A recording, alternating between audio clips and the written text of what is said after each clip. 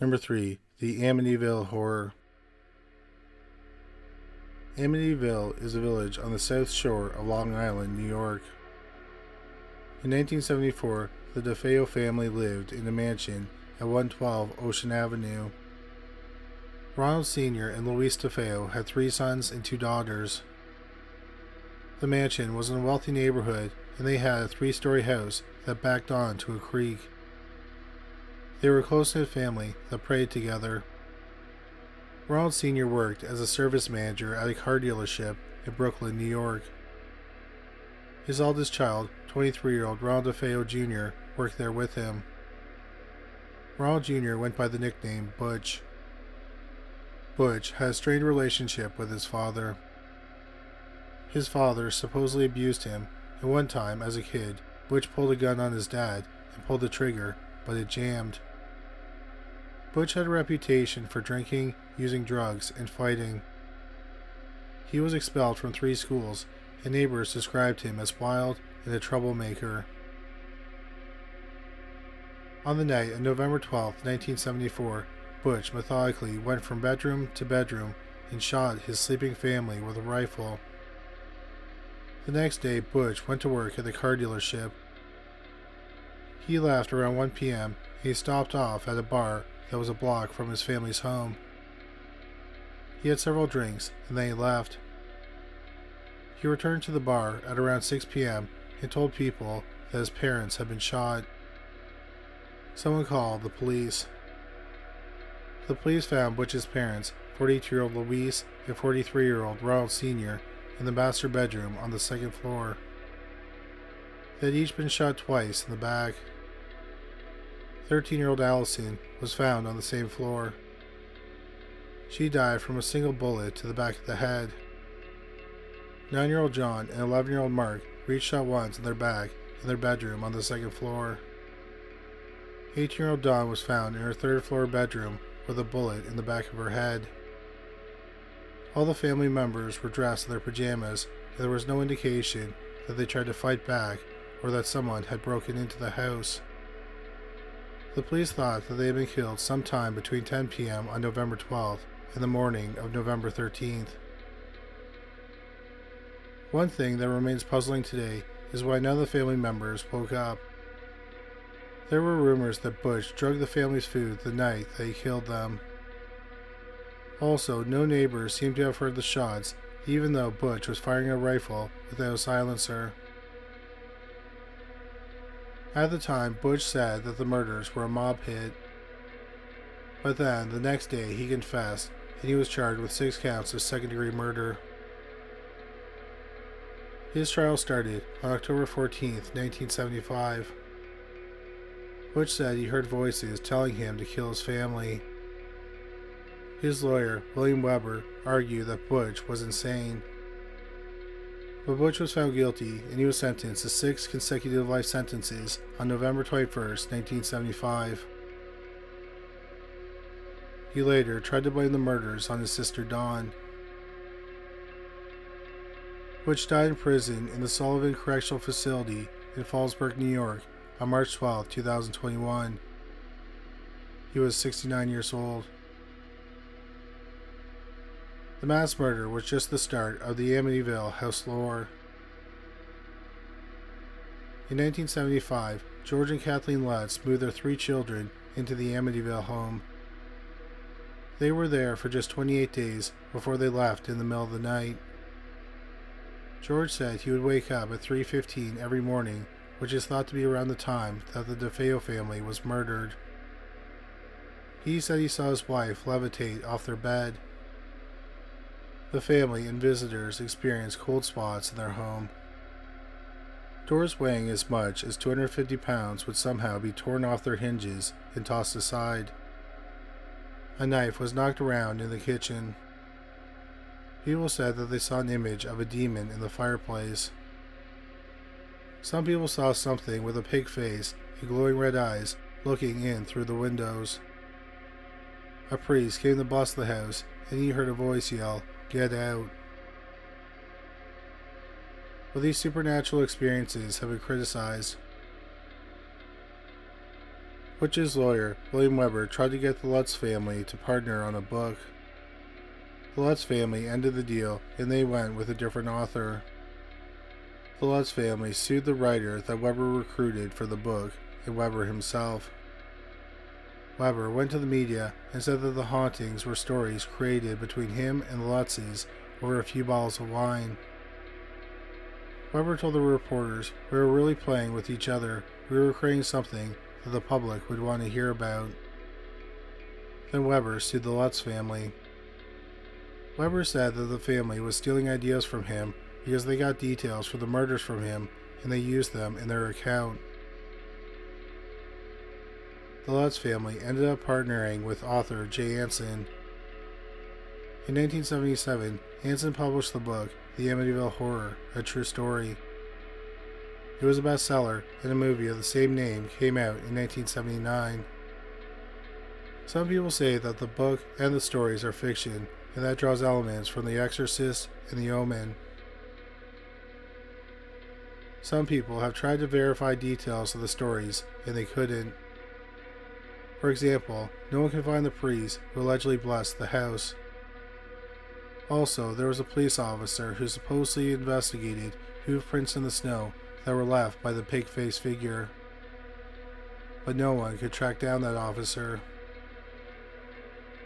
Neighbors said that they didn't see any smashed windows or damaged doors.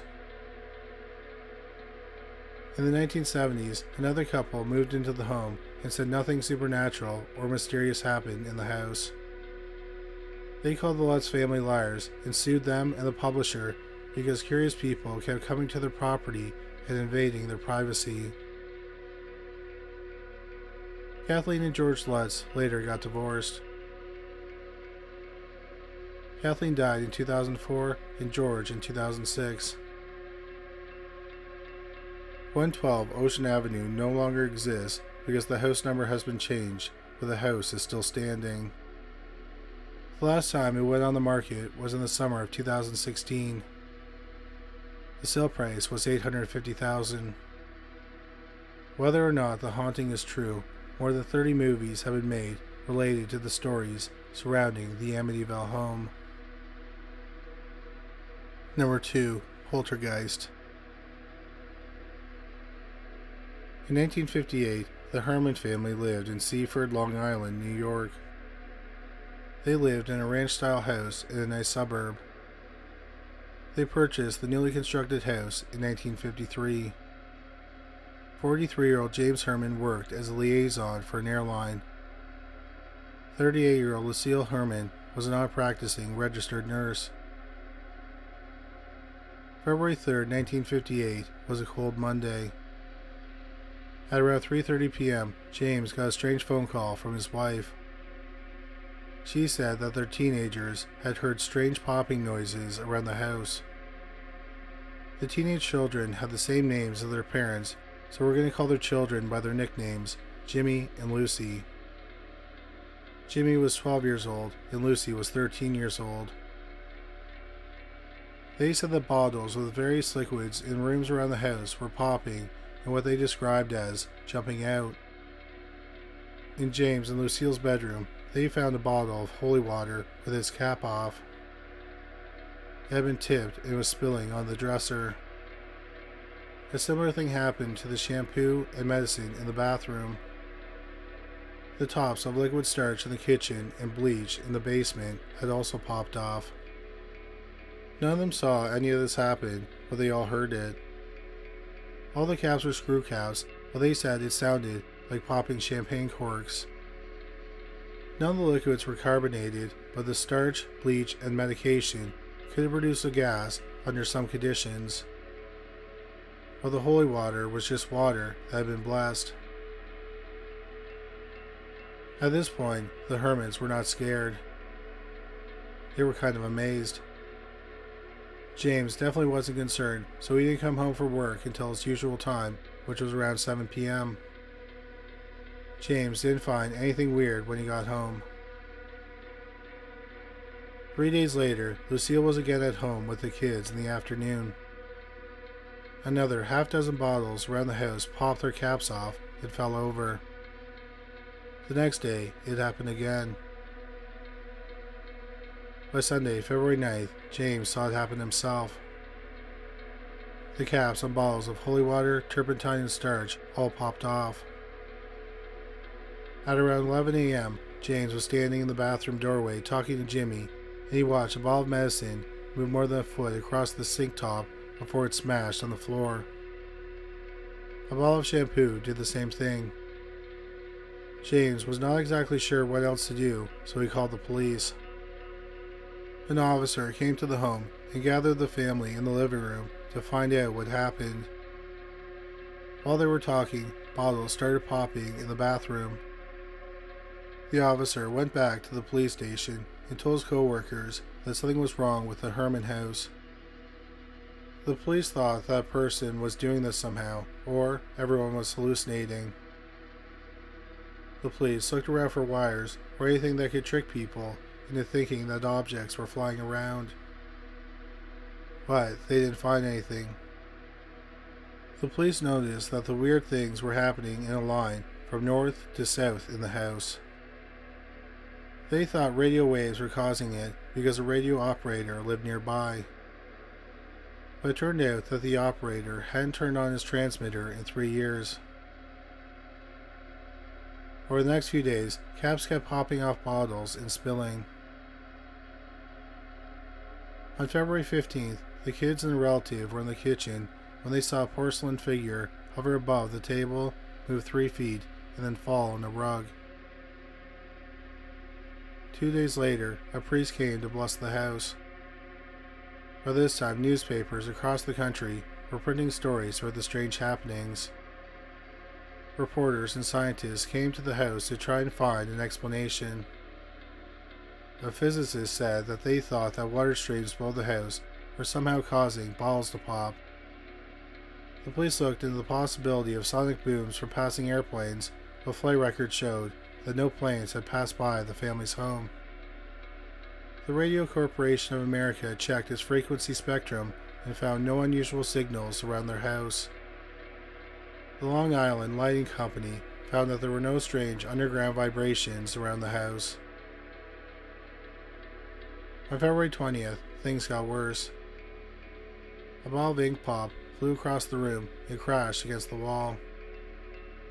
A police officer saw a bowl mid-flight and no one was close enough to have thrown it. Jimmy was sitting at the table, but he wasn't within reach of the bowl. The next day, the family left and stayed with a relative. They returned 2 days later, and a bowl flew out the dining room table and smashed. On February 24th, a heavy desk fell over in Jimmy's room, and no one was close enough to have pushed it over. The next day, a statue of the Virgin Mary that was 1.5 feet tall flew from a dresser to the opposite wall. That day, while Jimmy was doing homework in the basement, a photograph flew across the room. People had become suspicious of Jimmy because he seemed to be around when all the weird things happened. Other people were convinced that Poltergeist was causing the strange occurrences. Poltergeists are said to cause noisy disturbances and move objects. At the time, people in prominent positions believed there could be a natural force that could move objects, and we couldn't yet explain what that force was. One of those people was Dr. J.B. Rhine from the Parapsychology Lab at Duke University. He thought that some people can move objects with their minds. He called it psychokinesis. On February 25th, his assistant, J. Gaither Pratt, traveled from North Carolina to Long Island to stay with the Herman family. Pratt wanted to observe what was happening with an open mind. But over the next 3 days, nothing happened. So Pratt went back to North Carolina. Like many others, Pratt wondered if Jimmy was pulling pranks because he was nearby when all the strange things happened.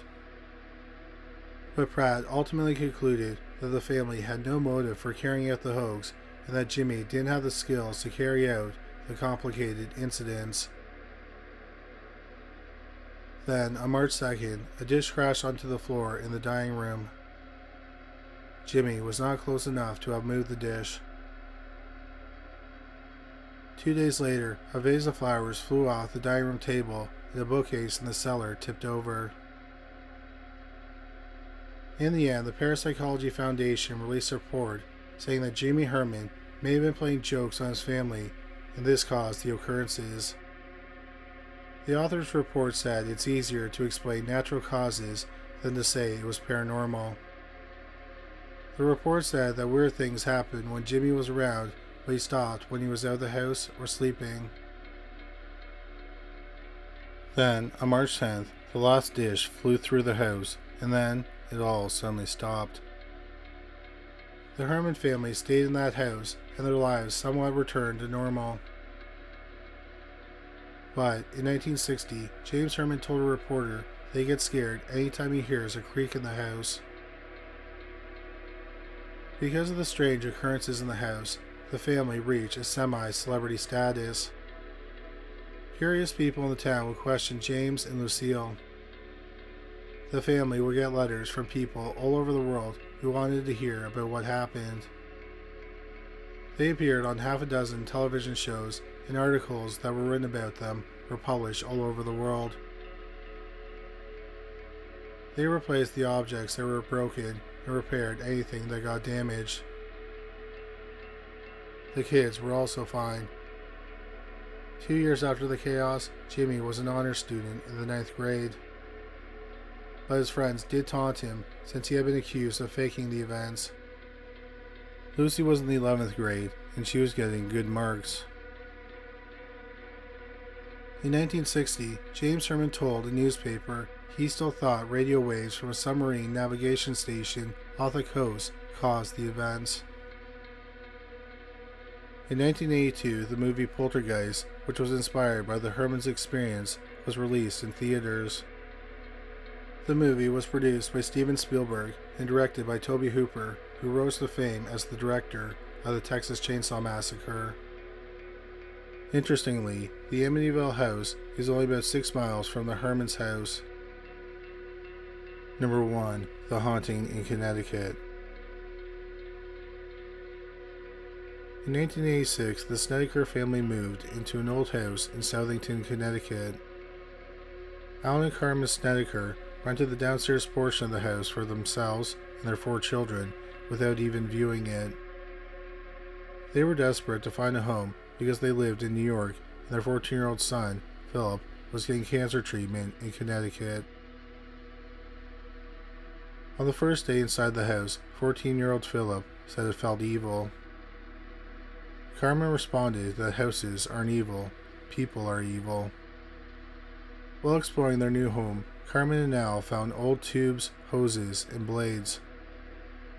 They also found plaques that are typically used for tombstones.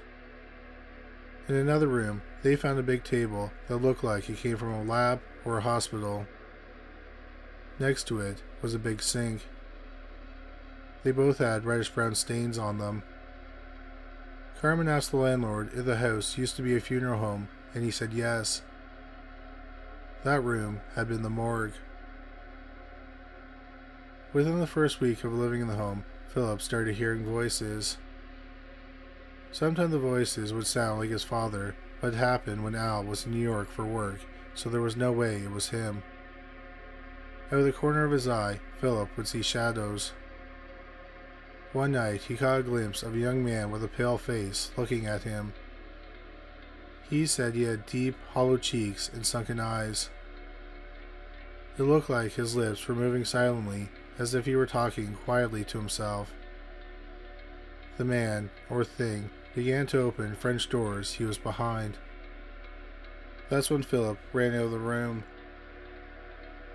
The Snedeker's daughter, Stephanie, saw a woman standing in front of the dresser in her room, with her arms open and a weird look on her face. Another time, Philip and his brother Michael saw 3 men in the room who were looking at Michael's toy robot. One of the men yelled toys before he smashed the robot. Carmen went to investigate and felt a cold chill in the room. One night, Al woke up and heard movement, voices, and music in the house. It sounded like old music playing on a gramophone. He looked around the house and saw that everyone was asleep.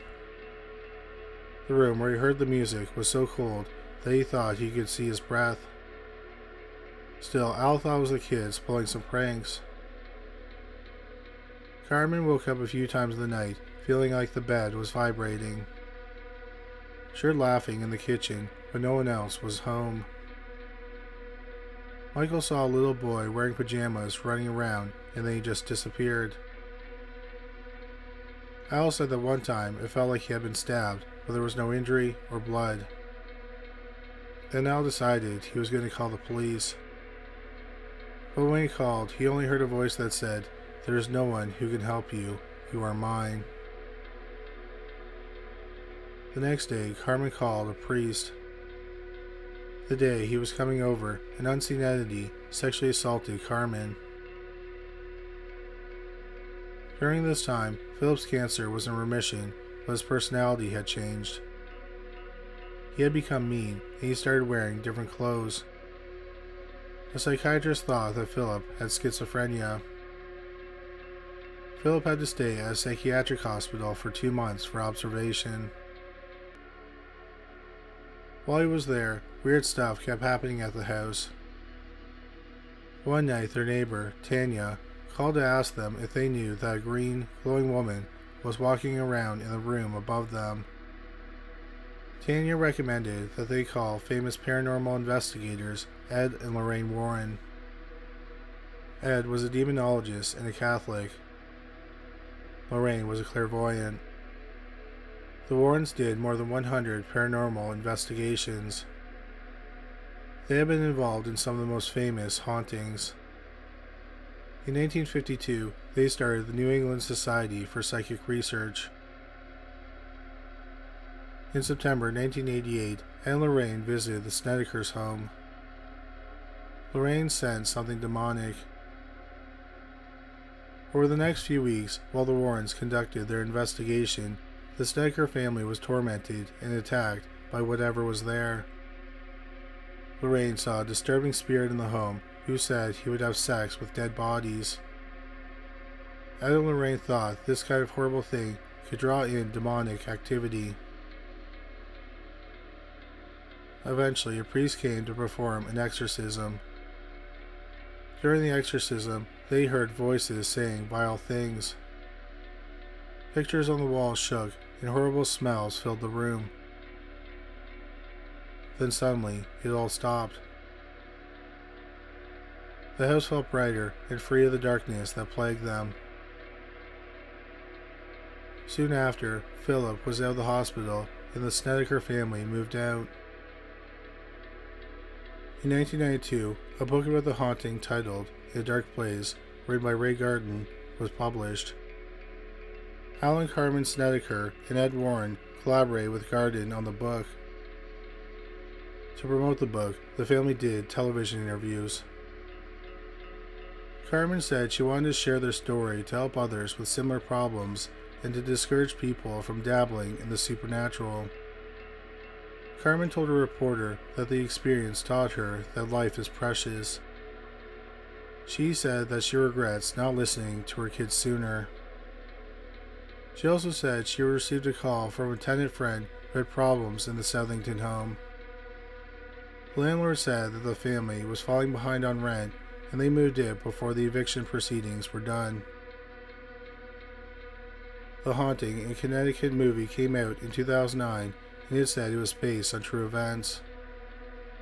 Just before the movie was released, the owner of the house was interviewed by NBC. She said she lived in the house for 10 years and she thinks the stories are nonsense. Horrorbound magazine interviewed author Ray Garden and he admitted that the book In a Dark Place wasn't factual. He said that Ed Warren called the Snedeker family crazy and told Ray to make up the story and make it scary, so he did. However, Carmen and Al were interviewed by other sources and they repeated some of the events detailed in the book. Curiously, the book says Stephen is the son who had cancer, and that's the one who struggled with his mental illness. Sadly, Philip's cancer returned, and he died at the age of 38 in 2012. Thank you so much for watching this video. We hope you found it interesting. If you did find it interesting, please make sure you subscribe. We'll have a new video about the paranormal every week. If you just discovered this channel, please make sure you check out our other channel, Criminally Listed. We have over 325 videos featuring bizarre but true crime stories. You can find it at youtube.com/criminallylisted. We also have a podcast about cold cases that were eventually solved called Criminally Listed Presents Into the Killing. You can find it on Stitcher, Spotify, Amazon Music, and anywhere you find great podcasts. But that's all for today. Thanks again for watching.